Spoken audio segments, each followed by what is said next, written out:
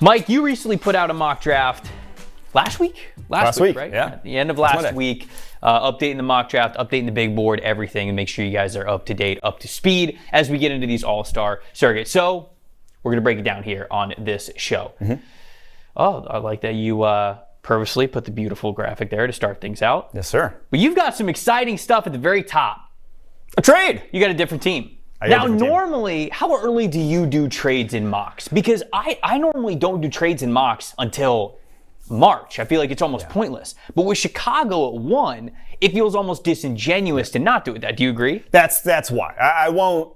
There's the only trade I did in this mock, because then after that, you need to see basically free agency. You need to see trades, because obviously pick trades have become the wave in the NFL. There's probably going to be a number of first-round picks traded for players before we even get to this draft. So it doesn't really make sense. But when you have a team who doesn't need a quarterback, realistically, drafting number 1 overall with a quarterback deserving of the number 1 overall pick, that's just begging for a trade to happen. So I have the Colts moving up for a number of reasons. One, that they were within striking distance. You're at number 4 overall is where they're sitting right now. Yep. It allows them to not have to give up a ton of draft capital excess. And then from the Bears' perspective, we've talked about how it's Will Anderson, Jalen Carter. Will Anderson, Jalen Carter. You want one of those two if you're the Chicago Bears. If you go down any further in the draft, say I'm tipping some picks, but say to the Las Vegas Raiders, to the Carolina Panthers, you can kiss your hopes of getting those two guys goodbye. But if you go down to number 4, we believe the Texans are still going to be pigeonholed into a quarterback to where you're going to get one of those two then. So I think it makes sense from both perspectives. That's the most likely trade candidate by far. It feels like that's the way that you would want to go. It feels like if there's going to be a swap, that's the cleanest. But I want to ask you about the Houston Texans. Not about their pick yet. We'll get into the pick. You have them taking Will Levis at 2. How much of a threat is Houston to do a pick swap at number 1? Because you mentioned you don't want to go past 4, but you can still almost keep things within your own control if you just move down 1 spot to number 2. What do you feel about that? I think it makes sense from the Texans if they really fall in love with one of these guys. Obviously, we say, minor difference at the quarterback position is still more than, far more than any other position can recoup in terms of value. But I will say it would be difficult for me to envision the Houston Texans giving up draft capital and basically admitting, we fucked up in week 18. That's basically that pick that they give up is a Hail Mary from Davis Mills. That's what you gave up in that play. I just can't see the Texans admitting that. Now maybe you do, but that just seems like they're going to get laughed at if they do. There's going to be a lot of back and forth in the minds of the Houston Texans brass on whether or not they should really be all in on doing that. But I do agree that is an element of it that is an interesting one. So look, you got Bryce Young going number 1 overall. You have Will Levis going number 2. So you've got 2 quarterbacks off the board here to start the draft. Talk to me about Bryce going number 1, and then ultimately about Will Levis going number 2, as opposed to a CJ Stroud, perhaps even an Anthony Richardson, somebody like that. Yeah, I'm going to continue to mock him number 1 because he's the best quarterback prospect until I hear from someone in the league that they undoubtedly have Will Levis higher or CJ Stroud higher. I'm just going to, because independently, watching all 3 of those guys, I don't see how you can have, from a football playing perspective, anyone else number 1. The only thing that you worry about is the size. The only thing. So at the end of the day, that's going to tip scales for me to Bryce Young, again, until I hear otherwise. So is that like a similar situation with Trayvon Walker last year, where it was almost like, okay, Trayvon Walker's a lot further down the edge rush ranking, but there came a point to when we were doing mock drafts where it's like, if we don't have Trayvon Walker at 1, the rest of it doesn't matter. You can sit there and kind of like put your foot in the ground and say, I'm not going to do it, but... Well, it was like Aiden was, I don't want to say so obvious, but every single draft board that you saw from the media, from anyone, had Aiden number 1. But if they hadn't tipped it already, if the Jacksonville Jaguars hadn't said it and and if Aiden didn't know already, well then shit, it probably wasn't going to be Aiden. Yeah. That's the thing. All right, so you got Will Levis at 2. You're carrying the flag for Will Levis here. Talk to us about it. I don't think I'm carrying the flag. I think this is truthfully where he ends up going, number 1 or number 2, because that's the kind of athlete, that's the tools he has. We're going to keep hammering it home. And for people, I know a lot of people have asked, what's the difference between Will Levis and Anthony Richardson? It's just the closeness with which they're able to step in and play on an NFL football field. Like Anthony Richardson, I would worry about throwing out year 1. And maybe even like year 2. Like, it's going to take him a while. He's played very little football. He is still very inconsistent with a lot of the things you want a quarterback to be consistent with. And now while he shows it, it's still like you don't want a guy to be learning on the fly in the NFL. Whereas Will Levis has played for 2 NFL offensive coordinators. He can handle tight pockets. He can step in and operate an NFL offense. Like for as much as there's some aspects of his game that are quote unquote projects, I don't think it's the ability to handle an NFL offense. So he'll step in, and day one, you're putting him as a starter. And I think that's something that a lot of teams will be appealing, and especially someone like the Houston Texans where you don't have other options. They're not going to go out and sign one. They're not going to go out and trade for one. And I think Texans fans would be pissed if they're throwing out Davis Mills again next year. So to me, that's very appealing then if you're drafting someone like Will Levis that he can play right away. Now, is there any thought to, because someone brought this up to me the other day, Texans have the number 2 overall pick. They also have the number 12 overall pick. We've talked about how Will Anderson and Jalen Carter are in a tier of their own. Do you take one of those guys at 2 and then think about at number 12 moving up, being prepared to move up for whatever quarterback falls? Or do you say, hey, you need a quarterback, got to go get the quarterback? What's your thoughts there? I think it's the latter. It's need a quarterback, get the quarterback. There's rarely a time where you have identical evals on enough guys to justify that. And even sitting at number 12, you say, make the play to move up. Well, shit, it takes 2 to tango. You may not be able to. And then you can't risk the chance of sitting there holding your dick at the end of the day. Incredible imagery, Mike. Yeah.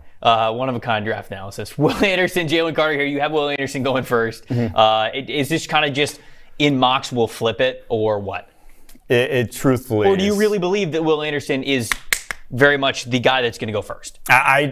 It's going to be eye of the beholder, this one, the debate between Will Anderson and Jalen Carter. But right now, I just think the need at edge for the Arizona Cardinals, like a pass rusher. Sure. That is big enough that's where they go. It's just, depending on who you ask, maybe the more valuable position. It's so close that, truthfully, that one, flip them, who cares? So you're going to get a good player. We've talked about these guys a couple of times. Obviously, a really great athlete, Miles Murphy, getting to be an edge rusher for the Seattle Seahawks. They desperately need it. Detroit Lions, Brian Brzee, getting an interior defensive lineman to really help out that defensive line. If you want to say something, go ahead. Well, just the reason I have Brzee this high, I think Miles Murphy's he's the freak in this class that's going to go high based off of, like the Trayvon Walker comp is going to be there. But Brzee in the Detroit Lions, why I have them going DT here is because I think he's going to get pushed up boards because after Jalen Carter, this is it. There's not another defensive tackle that offers that, which is high-end athleticism, high-end production that you feel good about making an impact at the NFL level. So if you're the Detroit Lions, and obviously that qualifies as a need for you, your second first-round pick, which you do have, you're not going to find another guy like Brzee. Whereas if you're looking at corner here, or say like a Christian Gonzalez, there's another corner going to be sitting there. It's a deep corner class, but the D tackle class, it's those two, massive tier. In my opinion. No, it's a good thought process. Vegas Raiders, you do have them taking a quarterback. You've got them taking quarterback 3 off the board, and it is C.J. Stroud. How in do you feel Vegas is going to be for a quarterback at number 7? And obviously, this is one where free agency, trades, pre-draft is going to determine what ultimately happens with the Raiders. Because if they are left out in the cold in the quarterback swapping that always happens every offseason now, seemingly, if they are left, they are going to be drafting quarterback. They are going to be one of the teams, whether it's C.J. Stroud, whether it's Anthony Richardson, they are going to be in that mix. But if not, obviously, still TBD on what their plan is. I would imagine at the moment the plan is to go for a veteran. I think that's where this roster is built. It's what we talked about on the Crystal Ball segment.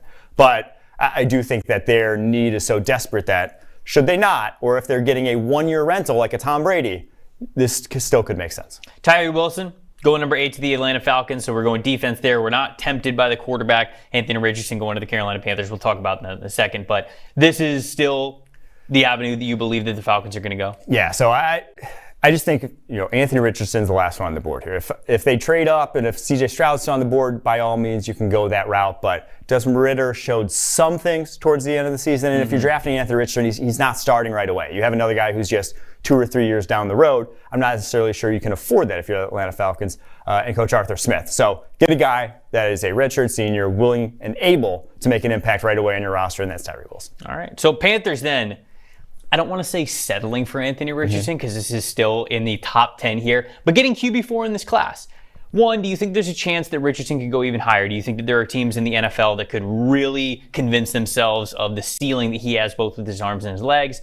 And then ultimately, what do you think the range is for him right now? What do you think a realistic spot for him would be? You have him going 9, clearly, but what do you think the range is? It'd be hard for me to see him going much higher, just with like the teams that are drafting there. Okay. You know, and I think the range starts here, goes all the way down to, I'd say, the mid-20s, but he's not coming out after 1 year as a starter because he got a third-round grade, day 2 grade from the NFL, right? Like, he's coming out because he got some assurance that he's going to be a top 25 pick in this class. You would think. Yeah, you would definitely think that. And for the Panthers, I would say, go ahead. I think they bring back Sam Darnold. I think they bring him back on the cheap because they know what they're getting, and then that allows you the flexibility to get a project, quote unquote, at the quarterback position. 10, Philadelphia Eagles. Before we round out the top 10, do a little recap here. You get them taking Brian Branch. The Eagles are always a very interesting team because it feels like it's the team that has everything right now. So what do they do with a top 10 overall pick? You've got them going secondary here with Brian Branch. And I think it's something they don't have right now on that roster. Well, I kind of have C.J. Gardner-Johnson, but he doesn't really play the slot. But it's an elite slot guy. If you add him to James Bradbury and Darius Slay on the outside, an elite slot corner like Brian Branch, who, as you see here, 90.7 run defense grade, 86.4 coverage grade. Like, he was incredible if you flip on the tape from him at Alabama this past fall. And the best tackler in the draft. Missed 4 tackles his entire collegiate career. I just think that guy is, maybe he doesn't have the tools of a Kyle Hamilton that you typically think of a safety going this high, but on the football field, it's reminiscent of like a Jamal Adams without the Jamal Adams kind of size. Jamal Adams didn't test off the charts coming out of LSU, but you just watch the tape and you're like, okay, that guy's going to be awesome. That's how I feel about Brian Branch. And so maybe 10's a little rich, but again, it's kind of because the team fit is a team ready to win now that is missing kind of that in their defense. All right, I've done a terrible job when we've gone over mock drafts of recapping things midway through the mock since people join the show at different times. So for those people who might be new over the last couple of minutes, this is what the top 10 looked like before we get outside the top 10. Colts going Bryce Young, Texans Will Levis, Cardinals going Will Anderson, Bears Jalen Carter, Seahawks Miles Murphy, Lions Brian Brzee, Raiders CJ Stroud, Falcons Tyree Wilson, Panthers got Anthony Richardson, and Brian Branch at number 10 to the Philadelphia Eagles. We've got 4 quarterbacks off the board in the top 10. So to start things off, feels good. Outside the top 10, you got that off your chest. Now you don't. Now you don't have to worry about quarterbacks here for the rest of this mock draft. Well, I mean, it feels good just like have guys that are able to draft. That's true too. Even though there's definitely pros and cons to a lot of these guys, the pros are so much fun to talk about with where they could potentially go in a mock draft. Number 11 to Tennessee, you got them going Paris Johnson Jr. This is offensive tackle 1 now off the board. You pretty confident in Paris Johnson being a OT1 type? I think so. He's I've said it before, he's like the guy that ticks those physical boxes wholesale in this class. And now may not have the production of, say, an Andrew Thomas coming out, a Tristan Wirfs coming out, or a Penei Sewell, Rashawn Slater. I'm not putting him in that conversation. I'd even put him kind of like in that tier, or maybe slightly behind that tier of guys we saw come out last year in Ike Ekwonu, Charles Cross, Evan Neal. But the guys that succeed, the guys that are elite tackles in the NFL look like Paris Johnson. You know, they're 6'6", they're 310, they have 34-inch arms, and they move like he does. So it's only a matter of time because only 1 year of starting at left tackle, because obviously Nicolas Petit-Frere, who he joined in Tennessee, was starting at left tackle last year while he was at right guard. So big fan of Paris Johnson's game. And in a weak tackle class, I think that's only going to make it so that they get drafted higher rather than lower. Quinn, I forgot to ask you this when we got outside of the top 10. Any early thoughts from the chat? Quarterback landing spots, anything like that? The chat went in on anything? Nah, I mean, as always, there's going to be like some Anthony Richardson discourse. Yeah. Some folks feel it's right. Some folks think it's a little rich, but I'm kind of with you guys, especially if there's a run on quarterbacks. And you need one. It's like, well, he's the last guy there. Yeah, what do the Panthers do otherwise? Or the free agency market and the trade market, like you said, it's going to shake it out. Will help shake this out. But going into a mock draft, if your team needs a quarterback, it's hard to not give them a quarterback. So that's kind of where we are with that. Houston, you had them getting Will Levis at number 2, going back to the offensive well. Quentin Johnson, wide receiver 1 in this class, going number 12 here. What do you think about that connection? With a couple big swings for the fences here with their first 2 picks, which is, you know, you're starting to rebuild. You're starting from scratch. Right? You gotta hit some home runs. You gotta hit some cornerstone type of pieces. And so Johnston is a project in some ways, but he's also a freak in other ways. It is a guy that is going to provide value even if he's not, never becomes this complete receiver. He reminds me of DK Metcalf in that regard, where it's like DK, you just knew that on go balls he was going to be a handful. He was straight up going to test you every single time. And yeah, maybe the rest of the stuff is never going to develop with him. But Quentin Johnston at 6'4", 215 with low 4.4 speed, 40-plus inch vertical is going to be a handful to get vertical. And I think it was I'm not even sure I can say it actually, but he had his GPS numbers are great. I'll just say that. We almost got some insider information. I was going to say, I can't actually. We almost got it. Can't actually. But his GPS numbers are great. I'll just say that. Okay. All right. Next offensive tackle off the board, New York Jets taking Peter Skoronski. This fit. I do want to talk about this fit. We won't go through every single pick like this, but specifically with the New York Jets, I love Paris Johnson Jr. to the New York Jets because of that versatility that he has there. Is that kind of the same thought with Peter Skoronski? Do you have that same kind of confidence that he could be an offensive tackle if Mekhi Becton doesn't happen to work out, or he could be an interior guy if Mekhi Becton does come back and plays well? Is that kind of your thought process here? What do you believe with him? Yeah, I think he's a very versatile body type for the offensive line, whether it is tackle, whether it is guard, or whether it is center, truthfully. So I think Peter Skoronski is a good offensive lineman. He's just a very high floor lineman in this draft class, which for the New York Jets, you don't have a ton of holes. Obviously, quarterback looks like one of them, but then offensive line's probably second on the list of holes for this roster. So a guy that could fill pretty much anywhere, kind of like him and Elijah Vera Tucker, very similarly tooled guys that gives you a lot of options when guys start getting hurt. Peter Skoronski would be that guy. Devon Witherspoon, CB1 in this mock draft, going to the New England Patriots. Give us your thoughts on him. Yeah, great cornerback class, but I think Witherspoon just feels like a Belichick pick, right? Belichick's talked about kind of his draft philosophy over the years, and it's not height, length, size, speed, whatever. It is intangibles and how guys play the game of football. And you flip on Devon Witherspoon's tape, and he plays the game of football the correct way. He is feisty, he is hard-nosed, he fills in the run game, he's a willing tackler, and he is a press man corner. I've said this stat a bunch. I'm going to keep saying it because it is insane. 113 snaps press coverage, 1 yard allowed all season long for Devon Witherspoon. That's a guy, as I wrote, who could play cornerback for Bill Belichick. I watched his tape last night. Watched a handful of games for the first time. I'd seen him throughout the season, but this is the first time really putting him under the microscope. He can click and close maybe better than anyone I've scouted in the last 5 years. Yeah. It is unbelievable what this dude can do at cornerback, and he plays extremely confidently. So, Packers, you've got him going tight end. You got to go Michael Mayer instead of a wide receiver. Is there any other thought other than just got to be an offensive weapon, or are there other positions that you thought about with Green Bay that they could possibly need? There are other positions I thought about. Edge, obviously Jared Verse coming back to school doesn't help that. I think someone like Lucas Van Ness is someone that could make it here, the Iowa defensive end. Who declared late in the process.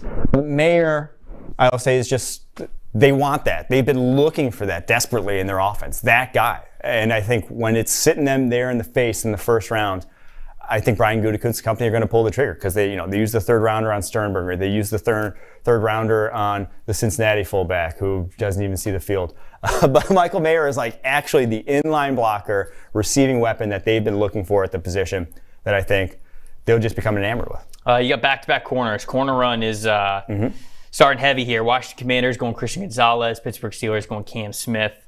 And then I'll skip down to Seattle going Keely Ringo as well. So big-time corner run. You've had 5 corners going from pick 14 to pick 20.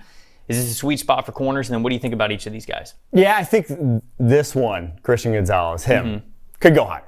Because he is scheme versatile. He is, to me, a guy who can play press, can play off. He has the smooth hips that you want.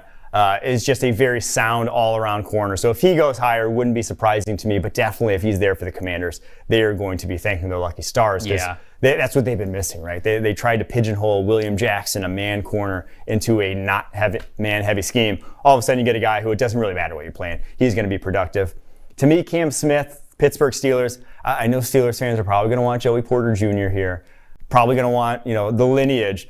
Mike Tomlin may as well. But Cam Smith just feels more like a Steeler, in my opinion, in that similar to, I don't want to say the things I said about Devin Witherspoon, but he plays the game the right way, sees the game of football at a high level, has very good instincts, and is very versatile as well, which is, I think, something that will be coveted for the Steelers defense. So can play the slot, can play outside, and great ball production. 21.4% PBU rate over the past 2 seasons. The game that we play in every mock draft is, where does Bijan Robinson go? How high does Bijan Robinson go? And here you have him go to the Detroit Lions. at number 18. Thoughts? How'd you get to this point? The Lions don't have, I mean, they have holes at corner. I will say that, but it is a deep corner class. You could maybe even get one in the second round. But Bijan Robinson behind that offensive line with obviously now Ben Johnson returning as offensive coordinator. Yes. Jamal Williams being a free agent.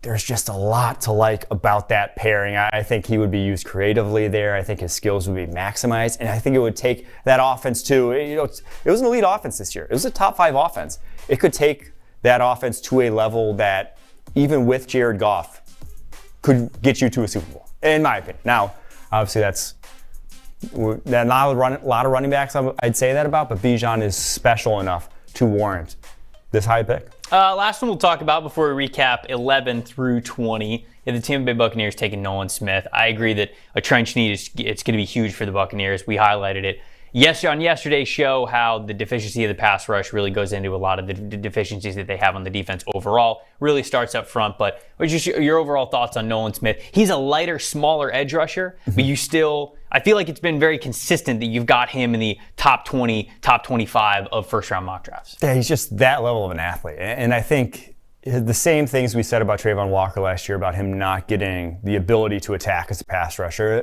they applied to a lot of the guys on Georgia's defensive line, especially Nolan Smith. Like, he was a run-first player at 235, which is crazy to say. But he had an elite run defense grade over the past 2 years before obviously tearing his pec this past season, why he missed the playoff national title game. But not an injury I'd worry about long-term in terms of affecting his play on the football field. So at that point, you're not going to find too many athletes like Nolan Smith. I'll tell you right now, 0 athletes like Nolan Smith in the second and third round. All right, we'll recap 11 through 20 here. We had a little mini offensive line run at the top of the Tennessee Titans going Paris Johnson, Peter Skoronski going 13 to the Jets. In between that, Quentin Johnson going to the Texans, double dipping on offense here in this mock draft. Then it was a big cornerback run, starting with Devon Witherspoon at 14 to the Patriots. Packers went Michael Mayer at 15. Commanders corner, Christian Gonzalez. Steelers cornerback, Cam Smith. We then had the Bijan Robinson landing spot with the Detroit Lions at 18. Tampa Bay Buccaneers took edge rusher Nolan Smith. And then we had Keely Ringo going at number 20, another corner there to the Seattle Seahawks. So they would play Keely on one side, Tariq Woolen on the other, Kobe Bryant in the slot. That's a hell of a lot of athleticism there in that secondary in Seattle. And size, too. Right. They're both 215 pounds. Yes. That's insane. Yeah, that would be a very, very unique secondary group there with those guys. All right, Jacksonville Jaguars. You got them going Osiris Torrance. Is he the only interior offensive lineman in the first round? Correct, yes. I believe he was. It's not a great interior offensive line class. So is that kind of, does that certainly help him getting bumped up the board a little bit here? I think so. And obviously we said about Skoronski, his versatility is why he'll be coveted highly. Probably starting at tackle, but may end up being on the interior. He's like Osiris Torrance is a guard. You're not playing him at center. You're not playing him at tackle. You're playing him at guard. And I think if you are the Jacksonville Jaguars, you have to, at some point, start to, what do you call it? Eat your vegetables. Like this is a invest in not getting Trevor Lawrence killed pick. Yes. And Osiris Torrance is the single best pure guard prospect in this class. Monster guard, 347 pounds. I actually looked this up the other day. In the last 20 years, not a single 340 plus pound guard has gone the first or second round. Torrance will be the first because he's been that good for Florida this past season. Everybody wants to eat dessert, right? Everybody wants it. You want the flashy guy. You want the skill players. You just want to draft the guys that are just going to be exciting to draft every single year. But if you eat dessert all the time, you're going to feel sick. And that's kind of how you're going to feel when the team gets out there as well. You got to eat your vegetables. You got to draft the interior offensive lineman. I don't mean to slight interior offensive lineman. You guys know what I'm saying. You got to get big and strong. Got to eat those vegetables there. All right, Miami obviously forfeiting their pick at number 22. You got the New York Giants going Jordan Addison at 23. Ravens at 24 going Darnell Washington. And the guy I want to talk about is the guy we talked about with Eric Galko. Yeah. It's Zay Flowers going to the Los Angeles Chargers at 25. Talk to me about this fit here. Yeah, Zay Flowers is just what they're missing, right? We talk about that offense and just not having separators. And I think it's time, unfortunately, for Chargers to bite the bullet and say, Keenan Allen, your contract's too much for your level of performance right now. And I think parting ways with him may be in the cards this offseason. And then it does make sense to then invest resources that you're going to free up, obviously, in free agency to go elsewhere. But in the draft, Zay Flowers is a talent you're just not going to find in free agency. You're not going to find in the second or third rounds because, as Eric Galko so eloquently put it, like, this guy's special. This guy is a special mover on a football field. He gave him comps to Jalen Waddle. And he said, I don't think he's that quite level of pure speed, but what we say about Jalen Waddle is that it's not just the pure speed that makes him so special. It's the fact that he can go laterally with the same level of quickness that he can in a straight line. That's Zay Flowers. Very excited to see him at the Shrine Bowl. And if he's there on the board for Los Angeles Chargers, they would be nuts to pass on that guy. You got the Dallas Cowboys at 26, taking linebacker Drew Sanders. But then I want to touch on Quinn's Cincinnati Bengals here at number 27. Their offensive tackle, Anton Harrison, here in this mock draft. Is this Jonah Williams' reaction, or is it, well, before that? Like, what do you think about them landing on offensive tackle here? Yeah, I think it just makes sense. Well, let me touch on Sanders just real quick, go ahead, just because I think it's very interesting fit here. Micah Parsons, obviously they moved him completely on the ball. Right. This gives you like what Micah Parsons was as an off-ball now still, because he is an off-ball linebacker that can rush the passer at a high level. So basically you have Micah Parsons on the ball now and a kind of Micah Parsons off the ball. I think that would just take this Cowboys front seven to an insane level. All right. And I'm then glad you touched on that then, because that's high praise. And then the Bengals, Anton Harrison, they can't keep rolling into the playoffs with the tackle position being as much of a liability as it is right now, and it was last year. And if you had, a tackle duo that was competent, you probably have a Super Bowl ready for the Cincinnati Bengals. So obviously, it's where I'm looking. Even if Jonah Williams does come back healthy this year, even if Lyle Collins does come back healthy next year, and is completely fine, I'm investing in the offensive tackle position because I can't let it get to the levels that it's gotten to right now. 5 QBs go in this first round mock draft. Tanner McKee is the other one. He goes to the Minnesota Vikings at number 28. Talk to me about the thought process of why you ended up going quarterback over a couple maybe other defensive positions that they could have gone with here. I know I'm one of the few banging the table for Tanner McKee right now, but I'm telling you, come draft time, I am not going to be the only one. I can almost guarantee you that, and I can guarantee you that he is not declaring early, as a redshirt sophomore to come out and be a 3rd or 4th round pick. I can tell you that right now. He has fans around the league. He's one of the most accurate quarterbacks in this draft class, one of the most NFL-ready quarterbacks in this draft class, obviously hailing from an NFL-style, pro-style system in Stanford that is admittedly dated, which is why his numbers very much suffered in that offense. But if you go throw for throw, he's right up there with the top guys in the class. It's just we don't really know what it's going to, reminiscent of Daniel Jones coming out of Duke for a lot of reasons, Tanner McKee, but it's just we don't know really how he's going to excel when an offense is actually giving him open throws because we've never seen it on tape. That was Daniel Jones at Duke. That's Tanner McKee at Stanford. So don't be surprised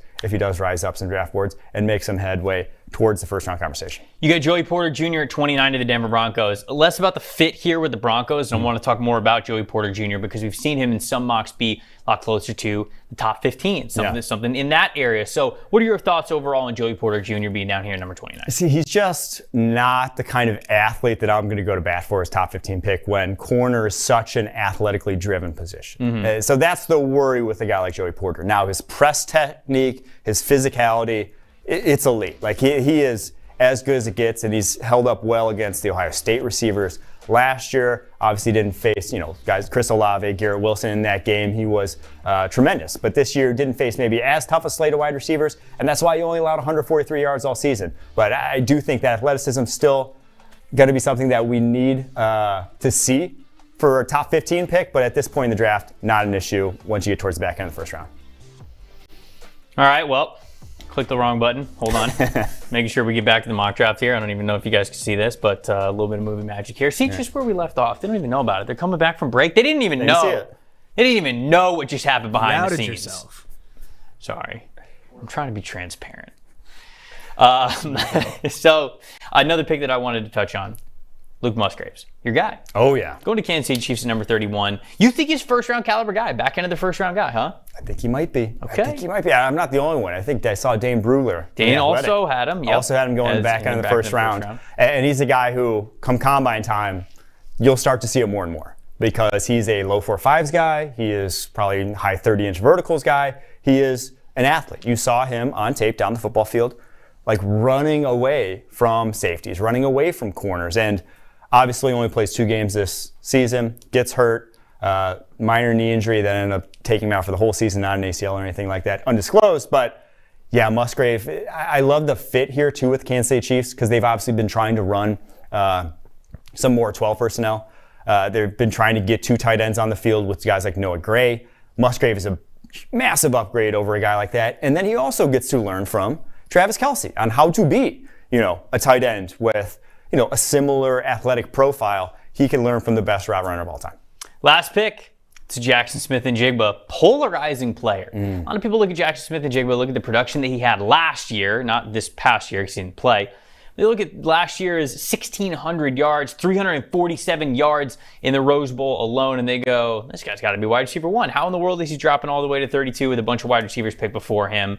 What do you ultimately think about Jackson Smith-Njigba and the range that he could have when it comes to the NFL draft this April? Yeah, of all the drafts I think I did, or of all the hauls I got, I think I love the Eagles the most just because... Sure, Brian Branch and Jackson Smith-Njigba. It was because it's two guys who are, right now, impact players. Sure. They are about as sure of things as exist in this draft class. They're just what people would say maybe not value positions and maybe not high-end athletes. But slot is not like a high-end athletic position, whether on offense or defense. It is very much a skilled position. How well do you see the game? How well can you get open? How well can you read routes? Branch, obviously, elite at reading routes. Jack Smith-Njigba, elite at running routes. So you have that pairing that can step in and impact your roster next season for a roster that's already arguably the best in the NFL. I would be very happy if I was an Eagles fan. That was my haul. All right, there we go. There it is, folks. Mike Renner's latest 2023 mock draft. I think we got a full screen for you where we can recap all of the picks. Started off at the top with a big-time trade with Bryce Young going to the Indianapolis Colts, not the Chicago Bears. Obviously, you guys can see the top 10 that's right there. We got 4 quarterbacks that went in the top 10. I'm not going to go off and name all of these picks here, but certainly 4 quarterbacks in the top 10 is going to make for an extremely exciting draft. Outside of the top 10, a couple of offensive linemen came off the board in Paris Johnson, Peter Skoronski, but then I think the cornerback run started. I think people talk about, hey, what is the target range for a lot of these players, especially the cornerback class? It seems like Mike believes right now the sweet spot is between 11 and 20 if you want to go get a really good one. And then we have 21 through 32 there. A lot of other wide receivers, some offensive linemen going off the board. We get in a couple linebackers as well, but there's some good players all around. I think there's argument to be made for all of these guys moving up and down the board a little bit. I think there are some fan favorites within this group, but very well done, Mike. Good mock draft. A lot of fun hauls here, my friend.